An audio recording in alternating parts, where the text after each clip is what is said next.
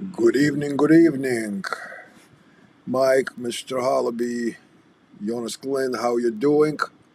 Sonny Puzikas here from Fort Honey Badger. Very windy Fort Honey Badger today. We had quite a weather starting early this morning here. I think some of the wind gusts probably hit definitely above 50 miles per hour, so it was it was eventful. Let's put it this way. I was doing during the day. Eyes and ears are good. Thank you, sir. Thank you. I appreciate that. Sam Russell, how you doing, buddy? So anyway, yeah, I was working a little bit on the range, tidying up everything for upcoming Fear Inoculum, which starts tomorrow at noon. And Kenneth, how you doing, Uncle Guns? And during all the wind stuff, few trees came down, so added a little bit of work. It was fun. It was fun. I hope everyone is doing well this evening. We're probably gonna have a little bit less attendance. Adam Hall, how you doing, sir? Since number 47, the Orange Menace, Donald Trump is speaking, I believe, tonight. State of the Union address. I will probably rewatch it after I'm done with this, and we will go from there. Anyway, today is gonna be a little bit different in a sense that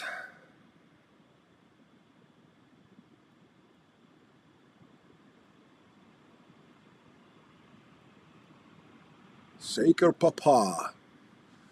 Labaikas Yasani. Okay. Um I'm not going to be doing some of my usual segments.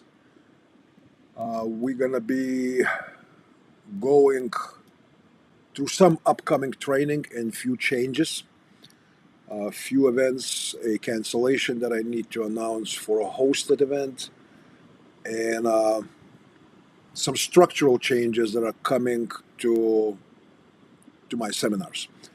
So we'll talk about that, and then we'll dive into some world events.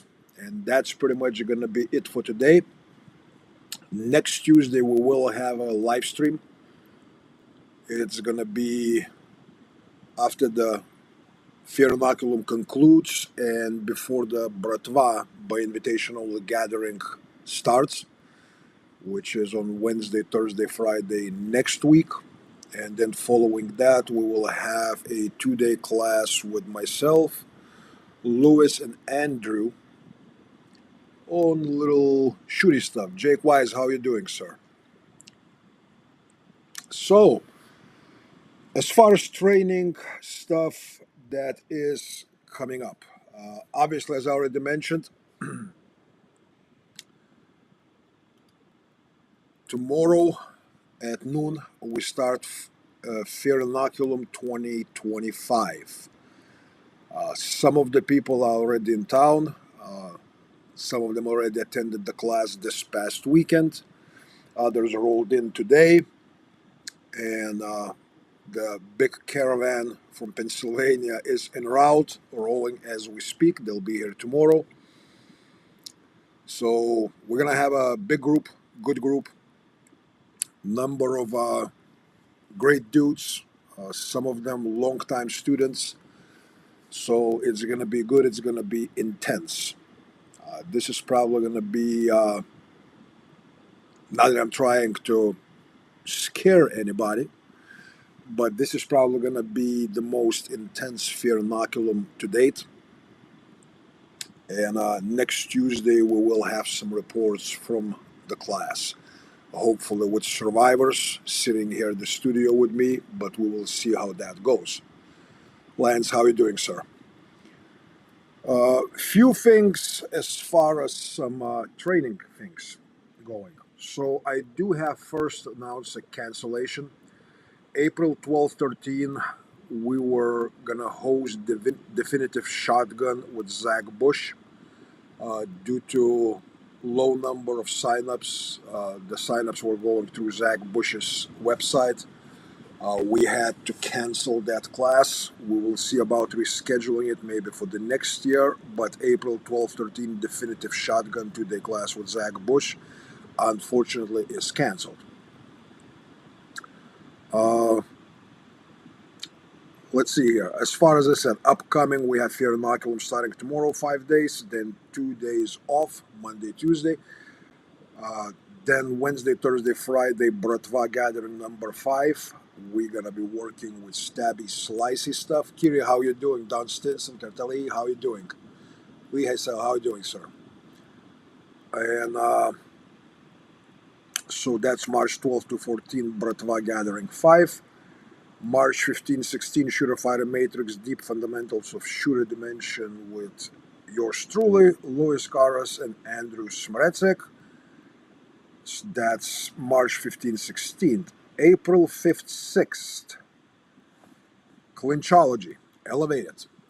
Everything about clinch. We do have spots in the class.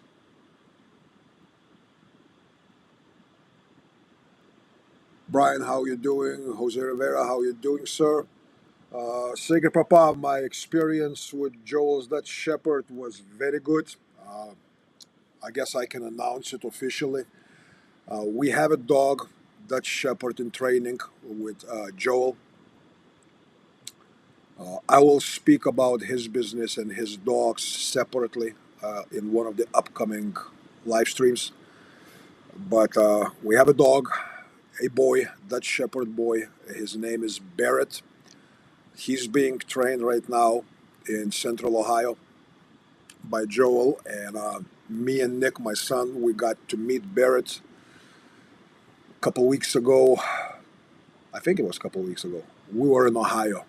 Actually, it was on the 22nd, 23rd of February. We were there for a couple extra days to spend some time with Barrett and with Joel, of course. So, yeah, that dog is going to be awesome. He's still growing.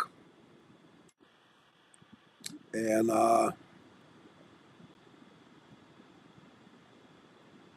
so we'll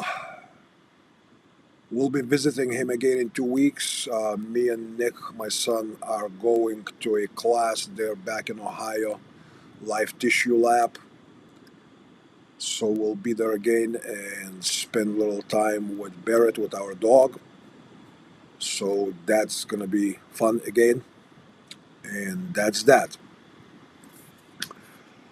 So, coming back to the topic, Clinchology, Elevated for the Honey Badger, April 5th and 6th. You can sign up for it now. It's going to be interesting class. Everything, we're going to go deep into a clinch realm. Mostly it's going to be stand-up clinch where we'll do some groundwork, but most focus will be how to function in the clinch and how to prevail in that environment. April 26, 27, Shooter Fighter Matrix 2. This is a advanced class. If you want to take it and you have not taken Shooter Fighter Matrix 1, contact me. I need to know what is your pedigree, so to speak, before you sign up for Shooter Fighter Matrix 2, because this is a fairly advanced class. So that's April 26th, 27th. May 3rd, 4th, AK Knowledge at Taprack Ridge in Corbin, Kentucky. Clem, how you doing? Oh, so you're already in the house. So I'm assuming Lewis made it to town. That's good. Say hello to Lewis.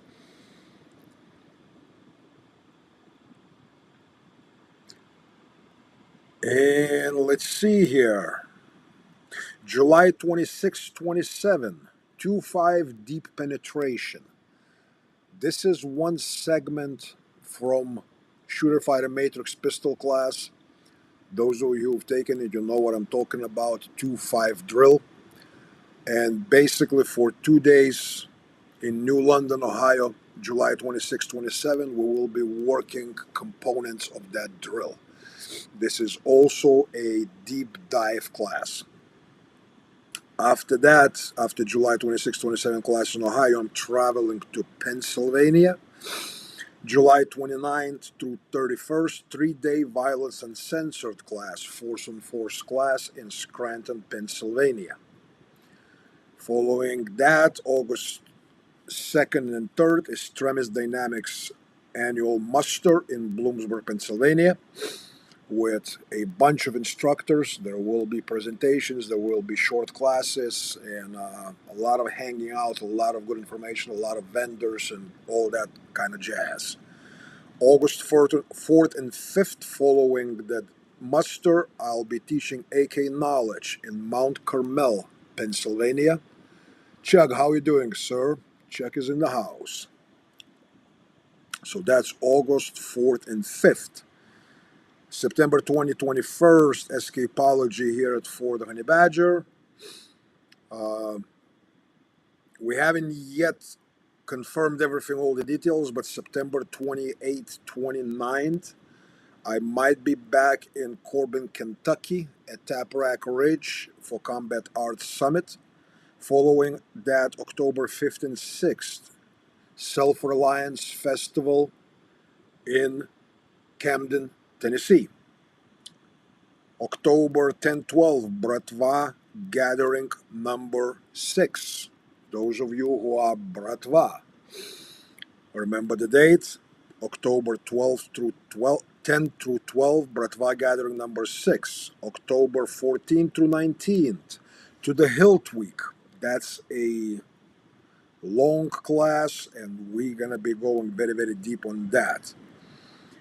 Following that, October 25th, 26th, Fight Hacker Impactology. November 1st, 2nd, Longevity in Motion with Bill Paravano. Very, very highly recommended. Very highly recommended class.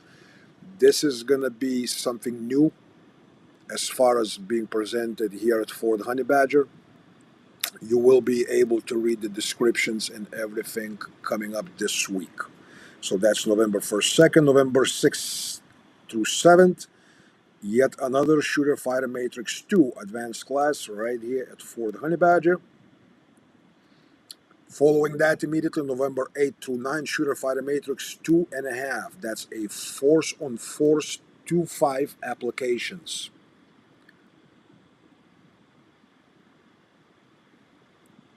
Dark Hat Chronicles, November 15-16 here at Fort Honey Badger.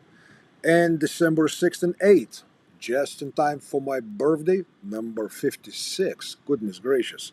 December 6th through 8th, Bratva Gathering number 7.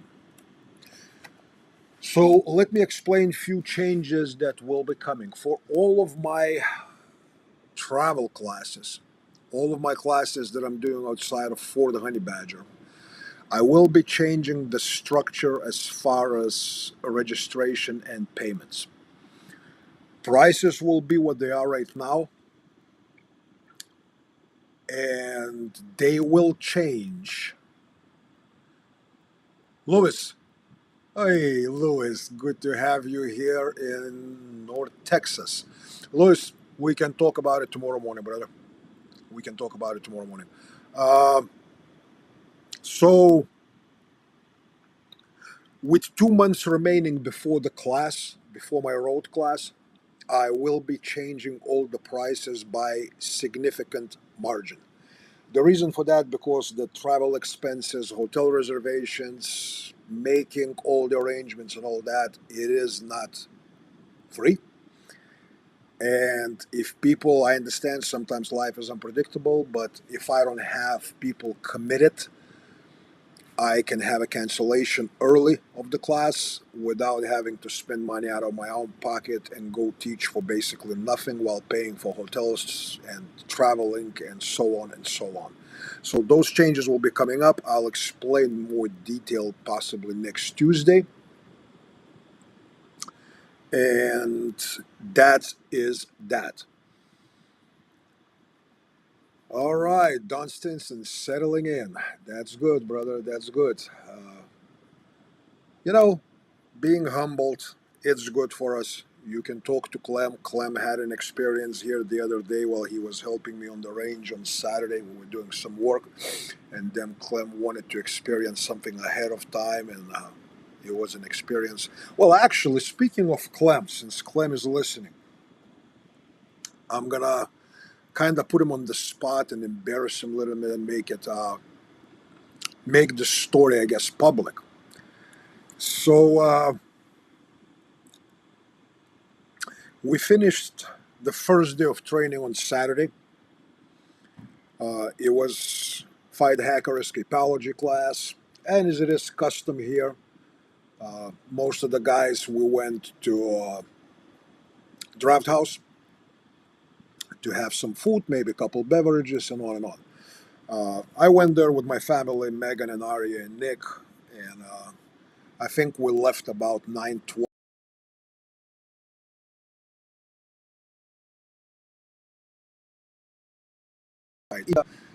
And it showed me that my connection was lost. You guys let me know if you can hear me and if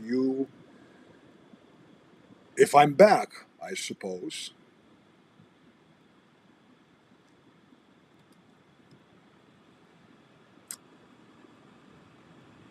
It shows that I'm connected. Anyway, I will continue with the story. So me and my family left. Clem stayed there, and Subdeacon Mark was there again with his bride. And there was a conflict. Supposedly there was a intoxicated dude, and he was being quite belligerent to staff of the establishment of a draft house. People were trying to calm him down. He was being asked to leave because he was quite intoxicated and being disrespectful and again belligerent. Uh, our dear subdeacon Mark was trying to calm the guy down. Um, I've known Mark for years, and he's the man of God. He will not provoke people. He will not push your buttons or whatnot. Nevertheless, the dude was completely out of order. Punches were exchanged. Bunch of other guys there at the establishment jumped up. They separated the fight. They pushed the guy outdoors on the sidewalk. And as soon as he was released from the loving hands of the group of men, he started throwing punches again. And my brother Clem stepped in and made things right. So he was gentle. He didn't drop the elbows. He didn't drop the knees. Uh, Peacefully, mostly peacefully. He put the dude into a deep sleep right there on the sidewalk, and that was the end of the story. So, all of you guys who are going to be here for the next 2 weeks training, we obviously going to be going to Draft House probably more than once or twice. Thanks to Clem's actions, we already were a pretty well liked group at the Draft House, but right now we're kind of like gold elite status at the Draft House. Thanks to Clem protecting the ladies that work there and kind of resolving the situation. So here's the story. You heard it here first. All right, we're gonna move on and go straight into this portion,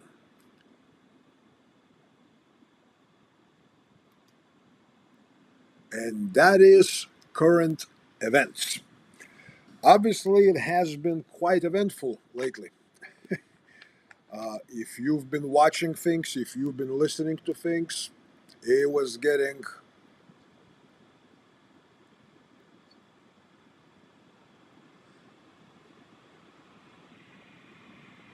Yeah, Don Stinson, Postmasters in the morning is a good place to get coffee. There's another very good coffee house in town. It's called Neighbors Coffee. Uh, I like both a lot, Postmasters and Neighbors. So you cannot go wrong with either. These are good people. These are locally owned coffee houses, and I can tell you that they are quite kick-ass coffee houses, both of them. So again, whether you go to Postmasters or Neighbors, you will definitely cannot go wrong. And Draft House, yes, that's going to be our destination quite a few days, for quite a few days. So let's talk about those current events. I'm assuming most of you guys have seen the little, scandalous blowout with certain Volodymyr Zelensky in the Oval Office in the White House while he was meeting with President Trump. I find it extremely both satisfying, humorous, and how would I say it? And so revealing of how much stupidity, how much idiocy we have going around. And I'm not just talking, like American public or media or whatnot. But let me get to that in order, sequentially. So Zelensky supposedly came to Washington, D.C. to sign the deal about the resources in Ukraine, and that would put American businessmen, workers on the ground in Ukraine. And basically, as far as the White House is concerned, that should be enough of a backstop once that. Louis, I told you there's not enough alcohol for me to sing karaoke. Plus, the Lent is starting tomorrow, which means I cannot drink and I will not drink, which chances of me singing while sober are about zero. Now, on the other hand, while we're here at the range at Fort Honey Badger, we may do something very, very viral. You know, those of you coming in for Fear Inoculum here, starting tomorrow at noon, you may want to brush up and look numerous clips of what was this rapper's name that did a halftime show during the Super Bowl? Something. So I'm just saying that we may duplicate that live fire. Louis, can you hear me? We may duplicate that live fire. That dance that he was doing? Imagine that with transitioning it. Anyway, I already have the whole thing scripted. It's gonna be freaking heat. Richard, good evening, sir. Louis, face the fear. No, brother, you will be the one who will be facing a lot of fears. There you go, Sam Russell. Kendrick Lamar. Yes, that was the guy. What do you think, Sam? You think he would look bitching like, 15 or so or 18 guys doing that thing, live fire? I think that would be heat. That would be absolute heat. But we shall see if we have people, not dealing with their fears very well.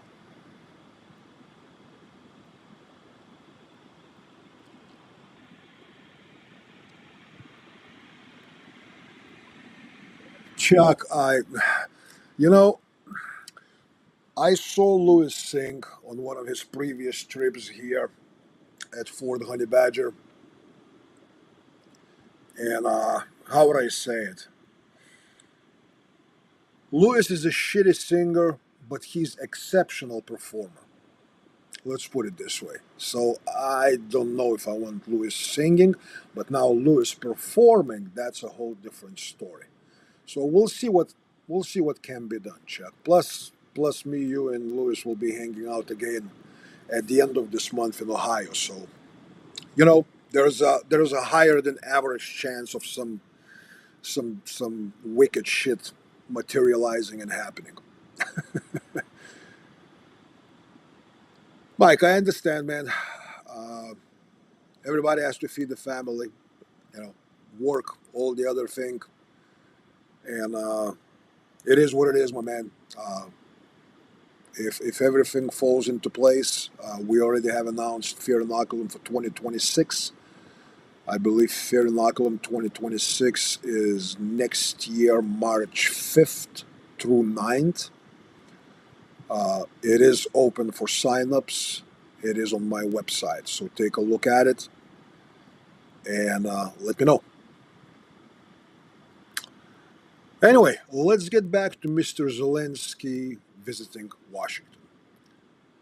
So this douchebag, excuse me, Mr. President of Ukraine, comes into Washington. We all see the televised thing. Of course, certain parts are cut out. They just show the hot part, where according to mass media and according all the politicians of Western Europe, NATO, and European Union, not all, with exception of a couple, where J.D. Vance attacked Zelensky and Trump was interrupting Zelensky, and they just totally dishonored that office, and they were not civilized, they were not nice. Let me give you my take on it. Okay? This douchebag, excuse me, president of Ukraine, okay? By different accounts, and this is going to be separate conversation for a little bit, for some other time. But you can say that between US and Europe and Australia and Japan and other countries donating money to his cause, okay, this douchebag by now has consumed in excess of $500 billion. And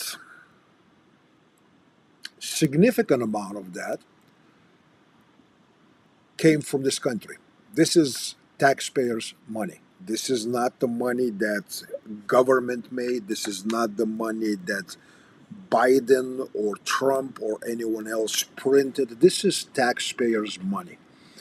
They did it through appropriations, they did it through presidential drawdown authority, and on and on and on. Some people will say, well, we got rid of our older military stuff, and that puts, a lot of workers to work, and a military industrial complex, had to hire more people because we were making new stuff to replace the old stuff that we gave to Ukraine through the presidential drawdown authorities and such.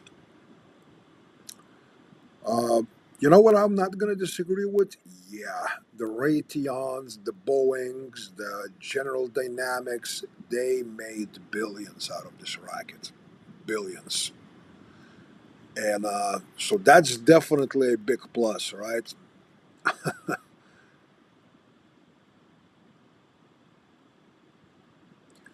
So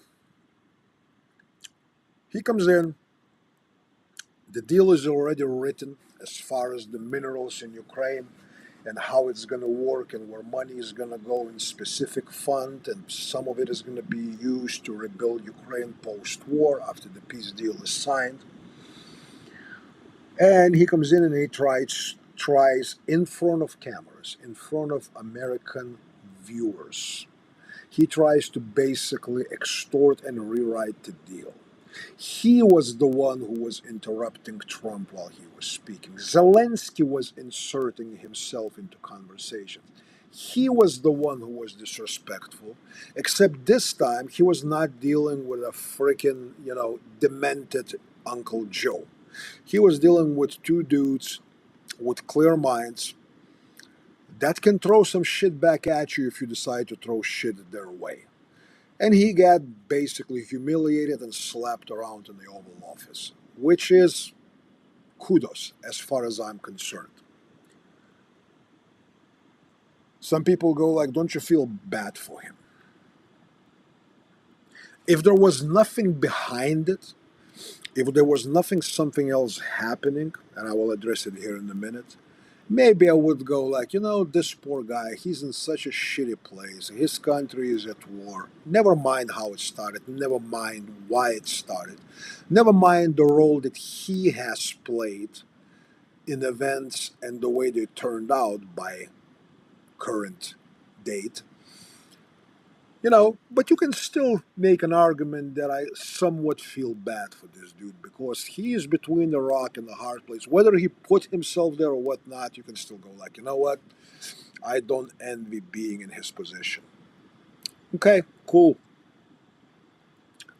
So let's rewind a few hours back before he comes to the Oval Office.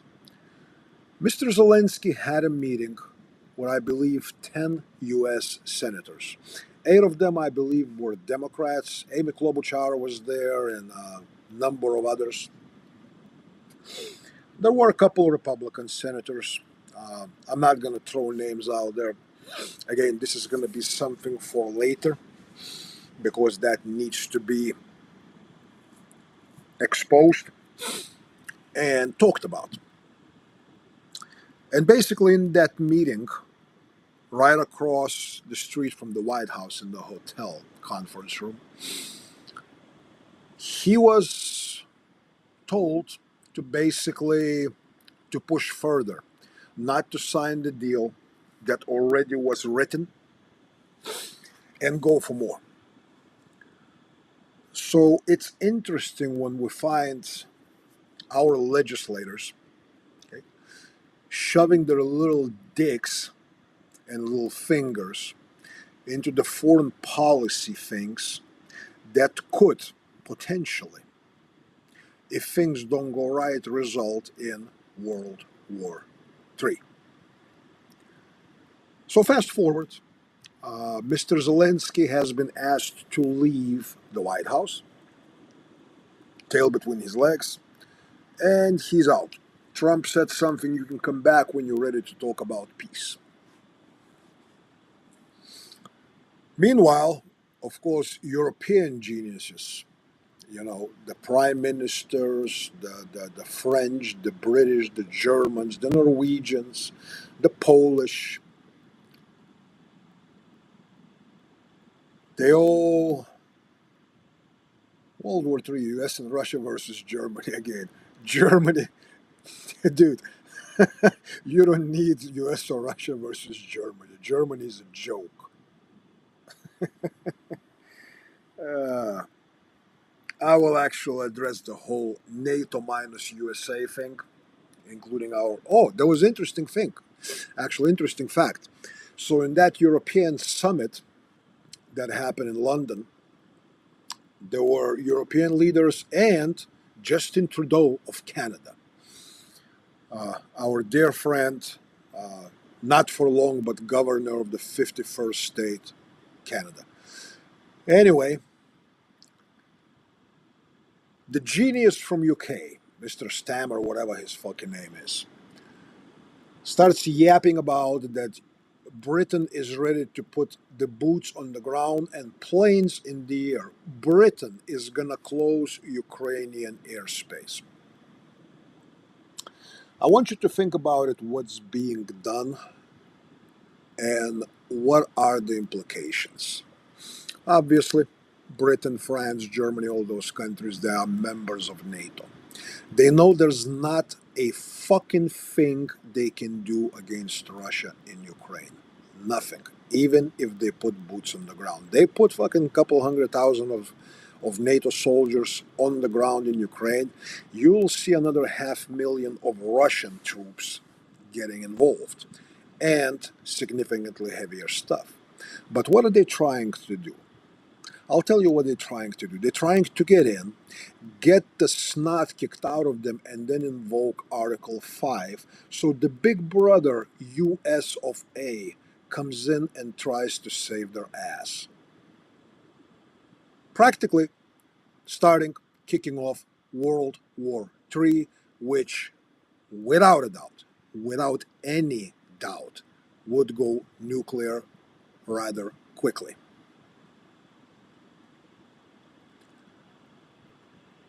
Yeah, well, wanker math is different, Tom. So, they think that their 20,000 combat-ready troops and whatever tanks they have is gonna change something what's going on in Ukraine. But that's when you drink tea with milk, there's gonna be something wrong with the way you think. It is what it is. You know what Trump said in the White House in the Oval Office to Zelensky? He goes like, "You don't have any cards to dictate any conditions. You don't hold any strong cards, militarily, financially, economically, morally, to dictate how we feel what we should do." That extends to European NATO leaders. These douchebags don't have any cards. Their whole NATO thinks 70% of European defenses are financed by US money, taxpayer money. Okay? Without US, NATO is not much. You can go further and say what Tom mentioned about, the British military, the French military, the German military, many other. The only really NATO strong militaries that exist out there, Polish military, is significant. Couple other Eastern European militaries, not to such degree, okay, but they have been growing and they preparing and they training. As far as most of the others, it's a joke. It's a joke. What? Spanish military? What else we're going to throw in? Belgians? How many of them? How many divisions Norwegians can deploy to Ukraine? What are they going to achieve? Hey, Nicole, how are you doing? Roger, how are you doing, sir?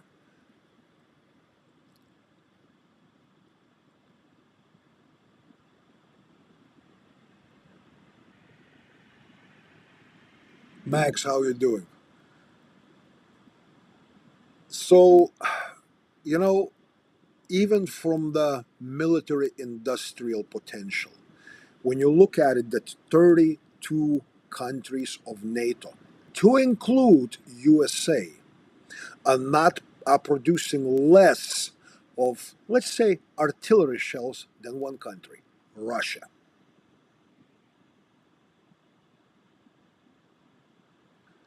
I mean, I'm really looking at this, and it's like this almost childish picture. There is this big dude. We're gonna call him Johnny, with Star Spangled Banner. Okay, he's big. He's strong. He has a reputation. He's been around. He fought in many, many battles and wars. He has experience. He has means to fight. There's another big guy. Let's call him Vladimir. He also has tricolored flag. Coincidentally, they are the same colors: white, blue, and red. He speaks in Russian language. He's also very big. He's also very strong. He has potential. He has means. Also, he has been involved in a direct fight for the past, oh, more than that, but let's just say, as our media likes to present it, 3 years since the Russian invasion of Ukraine. And by now, that dude, that that big Russian dude, Vladimir, has a very current experience of fighting. Now, he's been fighting? He's been fighting this Ukrainian dude. He's not little. He's pretty big. You know, he's rough. He can rumble. He likes to wear, certain symbols that represent certain historical facts.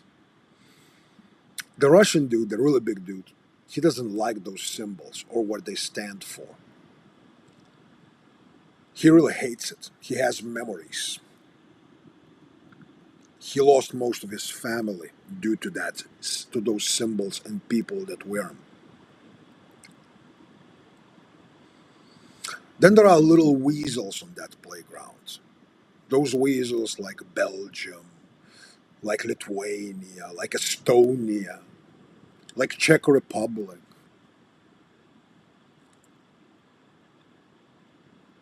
You know, they sending their little shit there because they want to kick that big dude Vladimir.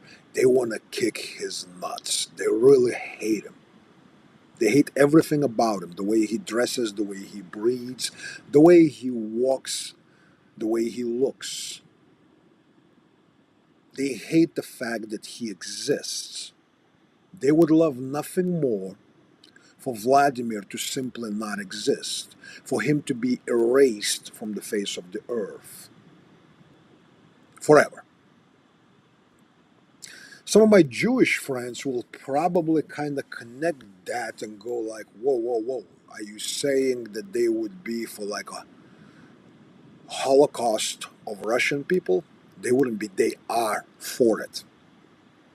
They don't have balls to say it, but their actions and what's being talked about inside those countries, inside their parliaments, what their foreign ministers are saying, the interviews, the radio shows, the TV shows. If you had access to some of the shit coming out from Estonia, Lithuania, Czech Republic, Poland, you would go like, you know what? Adolf Hitler was kinda meek. You hear me?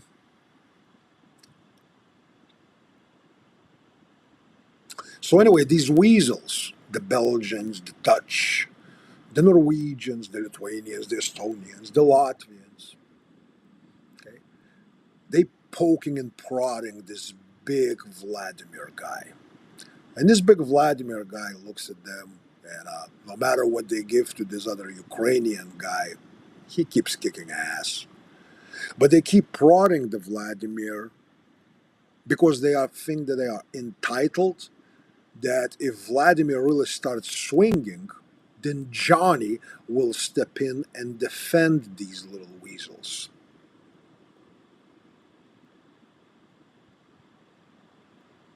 Except that Johnny had a recent change. He went through his puberty and he was not doing good mentally and otherwise. He had like brain farts going on. He was infected with this disease called Joe.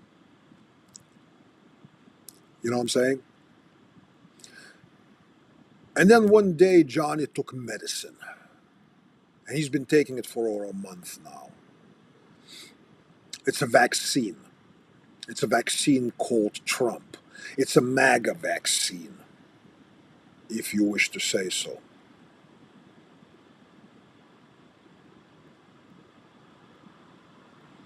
And all of a sudden, after that vaccine, Johnny goes like, wait a second. Why the fuck am I being pulled into a very risky fight against another dude, this big, huge Russian dude named Vladimir? There's no guarantee I can win it. As a matter of fact, it's probably going to be mutual self destruction if I get involved fighting against Vladimir to protect these weasels that have been provoking Vladdy forever and fucking ever. Because they always felt entitled that Johnny will step up for them and protect their fucking worthless faggotry asses. Well, apparently MAGA vaccine has really affected Johnny. Johnny started thinking clearly. He looked at all this shit and he goes like, you know what? Me and Vladdy together, we can rule things. We can make things right. We can make things beneficial, not only for each other, but eventually even those weasels will see that they are benefiting. For one, they didn't get destroyed by Vladdy. Two, they'll start benefiting.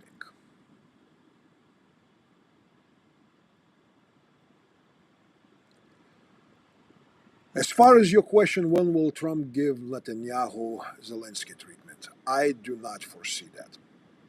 I'm not happy about it. but I do not foresee that under Donald Trump, U.S. stance on support of Israel will change. I really don't.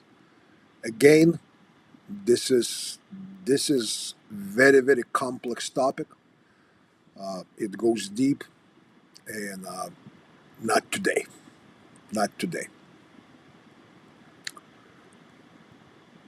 So I've just been thinking here. What if? What if the weasels try to play? Although I doubt they will play. I think it's all political circus. I think the only country that is truly wants to fight Russia and does have significant military might, nowhere near to what Russia has, is Poland. They have bad feelings towards Russia. Their leadership has been very, very hawkish for many, many, many, many years. But, the French, the Germans, the Brits, the Spaniards, the Italians, the Portuguese, the Norwegians, the Swedish, Belgians, Danish, it's a joke. It's a joke. They playing a circus. They're trying to gain some political capital at the cost of Ukrainian and yes, and Russian men dying. Ukrainian in huge numbers. And it's about to get worse. If they don't stop this very, very quickly, it's going to get worse. And no, it's not because U.S. military aid has stopped, at least for now, because Donald Trump put a pause on all of that. But I'm thinking if these weasels decide to play, I mean, it's far fetched. It's far fetched. What if Donald Trump makes an announcement, maybe not as dramatic as U.S. leaving NATO, but says, no, we will stay in NATO, but we will not bound ourselves to Article 5 if the provocations are made against Russia from Ukrainian territory by NATO members. If NATO members, Britain, Poland, French, okay, if they start using their longer range weapons on Russian territory, Russia will head back on their territory. Britain will get hit. France will get hit hard, heavy, and ain't nothing they can do. And if Donald Trump pulls out of the Article 5 of NATO, they are absolutely, positively fucked.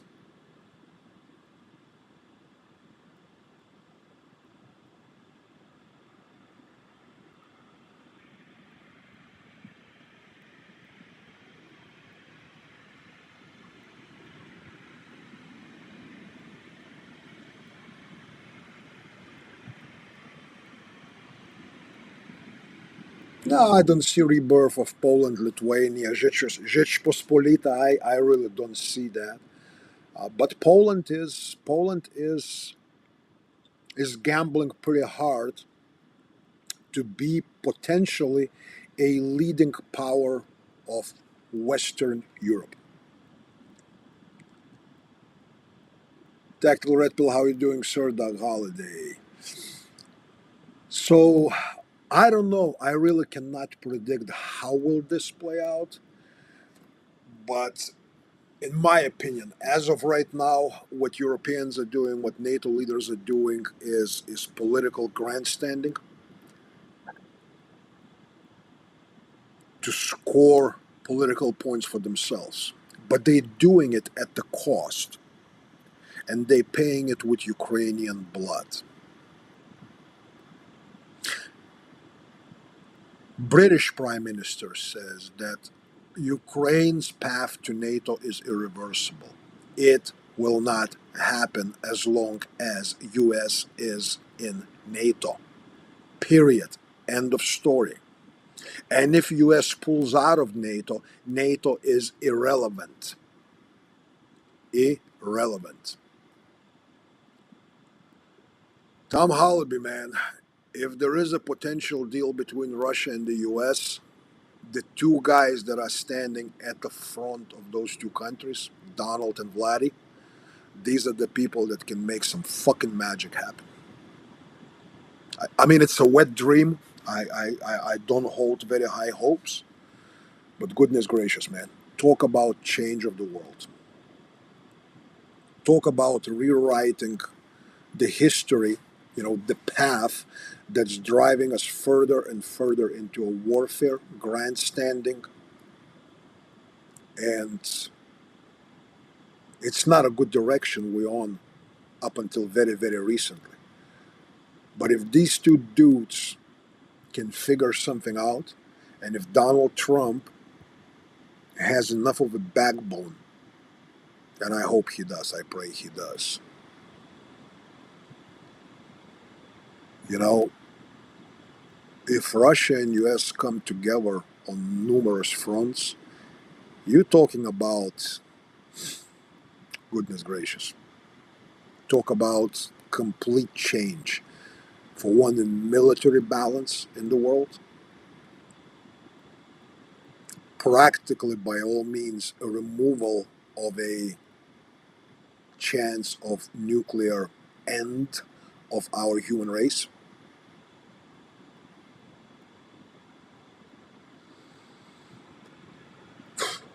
That would be some heavy duty shit.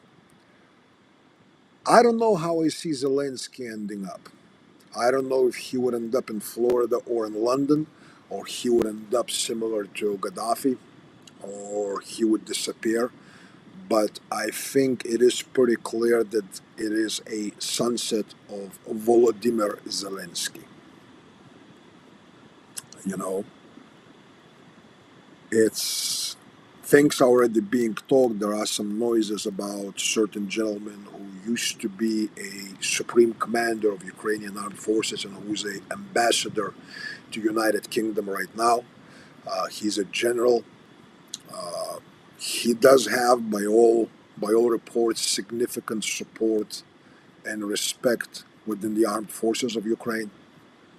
Uh, he's certainly not pro-Putin. He's certainly not a friend of Russia, but he is possibly, potentially, a more logically thinking dude.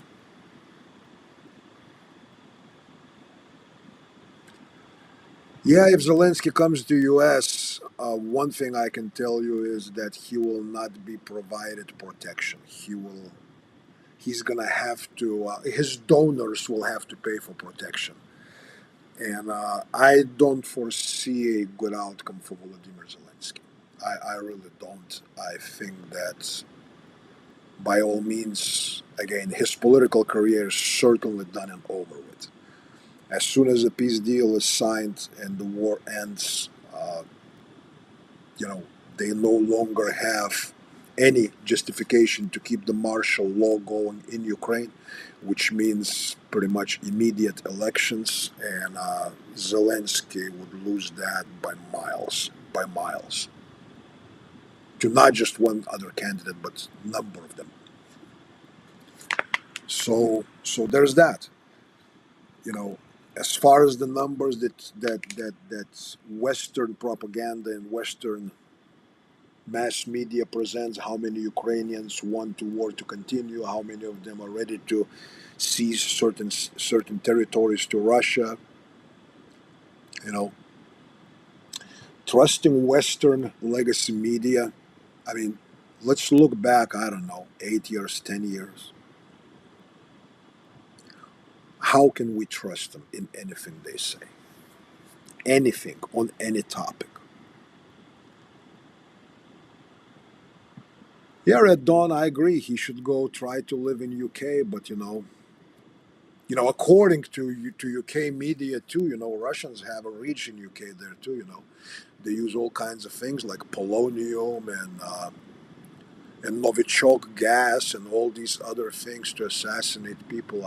It can be risky. I don't know, man. Doug Holliday, any thinking dude would not take that protection contract.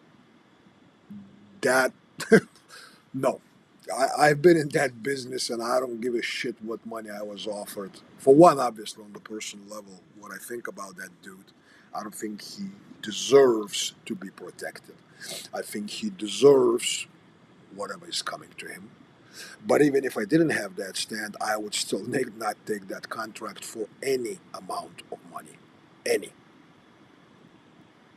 Period. So there's that. So how he's going to end up, I think it's not that important. I think he's done, again, both politically and otherwise. I think Zelensky, the star of Zelensky is in its sunset days, and it's going to be going down rather quickly. What's coming next in Ukraine? I don't know. I really cannot predict. You know, once the war ends, where it's going to go with so-called rare earth minerals and all that stuff. Russia has multiple times more than that, some of it including in the territories that they will hold after the peace deal is signed, formerly Ukrainian territories. And so I don't know. I don't know. Uh, Rebuilding of Ukraine is going to be a huge project. A lot of people can make serious money there. Yet again, you have to look at the facts that even in their darkest hours of war and everything else, those people there will not turn away from absolutely unimaginable corruption. It is the most corrupt country in Europe, hands down. Way beyond Albania, way beyond many other little weasel countries.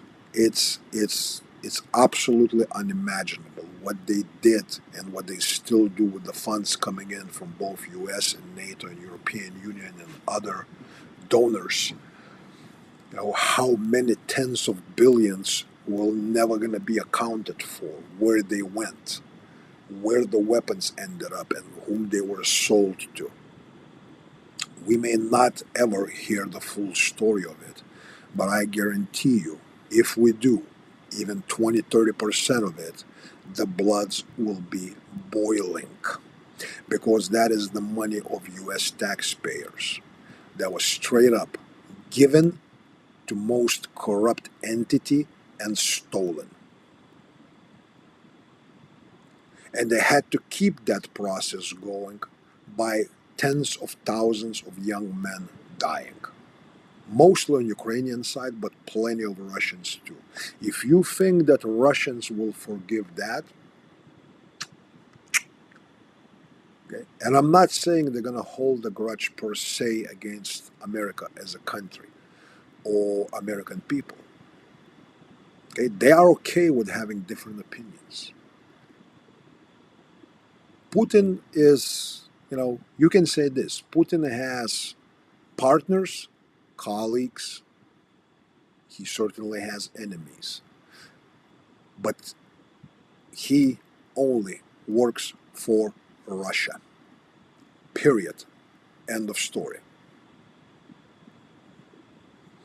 Yeah, I know about MERS, and yeah, he's again, the German leaders, the British leaders, the French leaders, the Canadian leaders. They can talk all kinds of shit that they want.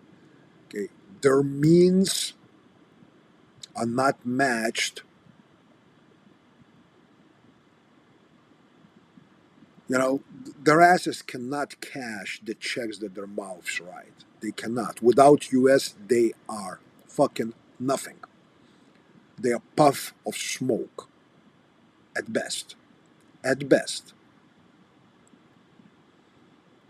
So, am I worried that this MERS is coming in and he's going to be, because he talked in his campaign that we should increase support, financial and military, to Ukraine and all that stuff? He's one of those weasels that on the playground was talking because he thought that Johnny, the big US Johnny, will always step up for him after he pokes enough, and now he's getting his nuts kicked up his throat. Johnny will step in and try to protect him. As I said, Johnny has taken a MAGA Trump vax. Johnny wised up. Johnny is no longer retarded as he was for the past 4 years. So Mr. Mers, Mr. Steimer, whatever his name is, Mr. Macron, Mr. Trudeau, Ursula von der Leyen, and all these douchebags, they about to be hit, as my friend Bart Stewart says, with a very fat and dirty truth cock across their faces.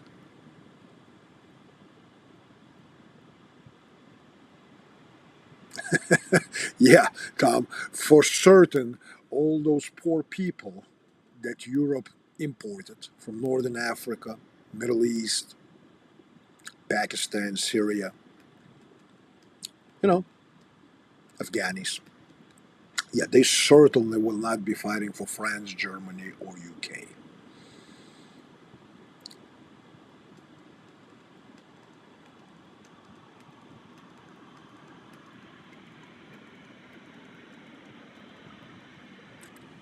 Uncle Guns, I actually somewhat disagree with you on that. I think it's possible that Trump will work with Vladimir, but I'm pretty sure. See, that's one thing that people don't understand about Chinese. Chinese and their leadership now, they are practical people. They're not fucking stupid. They will jump on the bandwagon. If Russia and America make some kind of a radical change as far as partnership, especially if US leaves NATO, which again I'm not expecting, but goodness gracious if it happens. I believe China will fall in line very, very quickly. And yeah, at that point you're looking at whole different dynamics of the world history. It's like, holy shit, how did we get here, right? So it can get pretty damn interesting. It can get pretty damn interesting. That saying where people say, let us live in interesting times. Be careful what you fucking wish for, right? Be careful what you wish for. So, yeah, Tom, and it's a strong point. All trade alone, and as I said, once you look at, I talked about it in one of the previous live streams.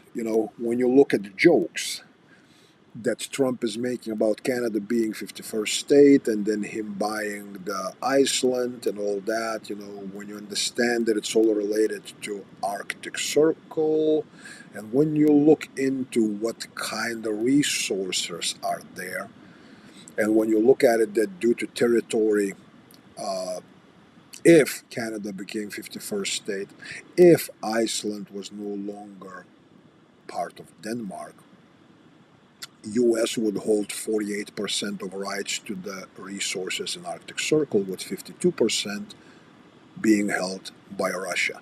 Let that sink in. Greenland, that's right, not Iceland. Sorry about that. Wasn't Had a brain fart. Greenland, not Iceland. Yes.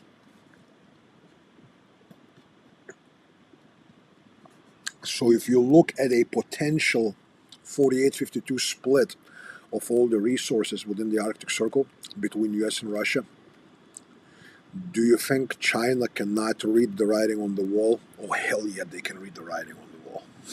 Oh, hell yeah. So, indeed, we do live in interesting times. Uh, I'm going to go get some rest. Tomorrow, we're starting Fear Inoculum 2025. As I said, this will be intense. I will be doing quite a bit of video. Some of it will be public, most of it will not be public, but those of you who are members of podcasts, you will be seeing some hot shit, some crazy stuff. So that is that. Uh, Next 5 days, we're training. Hours are crazy. Some days we'll start in the morning and go until 5, 6, 7. Some days will start later and go much later into midnight hours. There will be all kinds of surprises, all kinds of painful and revealing experiences for all of those who are attending Fear Inoculum 2025. As you know, my Fear Inoculum on my website, I limited to 10 people, but because of my lifetime students, because of some dear friends from Pennsylvania that asked for their friends because they really needed it because of whatever reasons, I believe we're going to have 16, 17, possibly 18 people in Fear Inoculum here starting tomorrow at noon. So it's going to be a big, big class and very intense class. Then we have a couple of days off. We'll do some videos. Next Tuesday, we'll do again the live stream. And after that, we have invite only Bratva 5. There will be a lot of filming done there.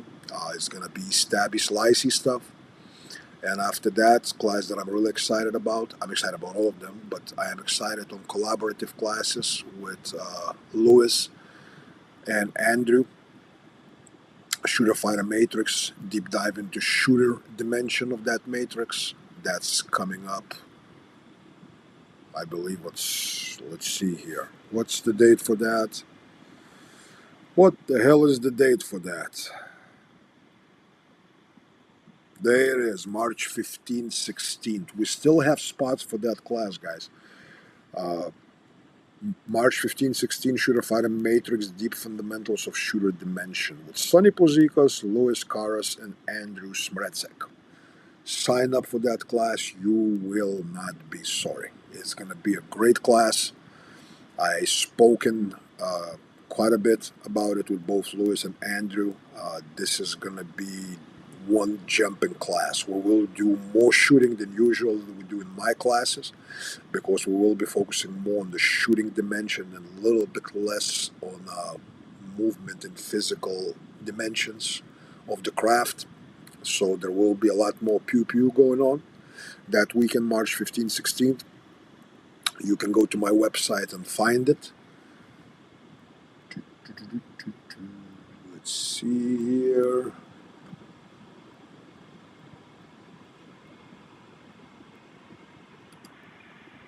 There you go. I appreciate you all being here. If you have questions, send them to me. I will not be much on social media or in any way communicating for the next 5 days. Again, because it's Fear Inoculum, it is intense class. I will be quite busy, quite tired, quite involved. So I hope you all have a great week, great weekend coming up. And I will see you hopefully all next Tuesday on a live stream, or you can certainly show up in classes here at Fort Honey Badger or any other place I teach. Sonny Puzikas here with Let Us Attend from Gospel of Violence podcast. Peace and may God bless.